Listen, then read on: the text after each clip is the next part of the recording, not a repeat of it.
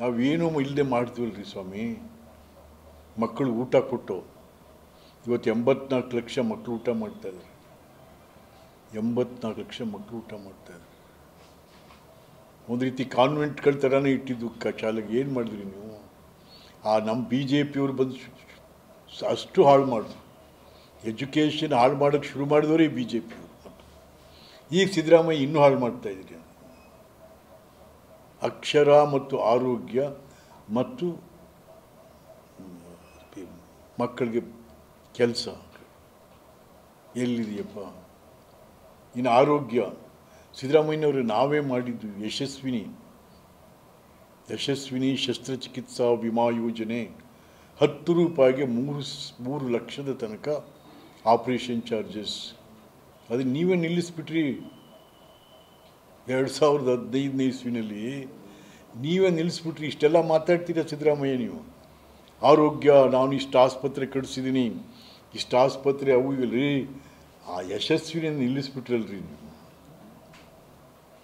ಇದಕ್ಕಿಂತನ ನಿಮಗೆ. ಆಮೇಲೆ ಬೊಮ್ಮಾಯಿ ಬಂದ ಮೇಲೆ ನಾನು BJPಲಿ ಇದ್ಕೊಂಡು ತಿರುಗಿ ಮತ್ತೆ ಸ್ಟಾರ್ಟ್ ಮಾಡಿಸ್ತು. ಅದಕ್ಕೂ ಸರಿ. ಸರ್, ನನ್ನ ರೆಸಿಗ್ನೇಷನ್ ಯಾಕೆ ಸರ್? ನಾನೇ ಜಾಬ್ಸ್ ನ ಕ್ರಿಯೇಟ್ ಮಾಡಿ ಬಾಸ್ ಆಗ್ಬೇಕು ಅಂತಿದ್ದೀನಿ. ಹೇಗೆ? Boss Vala B the boss. ಸರಿಯಾದ ರೀತಿಯಲ್ಲಿ ಸಹಾಯ ಮಾಡ್ತಾ ಇಲ್ಲ ನಾನು.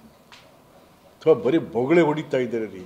ಜನಕ್ಕೆ ಏನು ಅಗತ್ಯವಾಗಿ ಬೇಕು ಅಂತಕ್ಕಂಥದ್ದನ್ನು ಅರ್ಥೈಸಿಕೊಂಡು 4-6 ಜನತೆ ಚರ್ಚೆ ಮಾಡಿ ಅದನ್ನು ಹೇಗೆ ಮಾಡಬೇಕು ಅಂತಕ್ಕಂಥದ್ದೇ ನಿಮ್ಮ ಹತ್ರ ಆ ಮನಸ್ಸೂ ಇಲ್ಲ ನೀವು.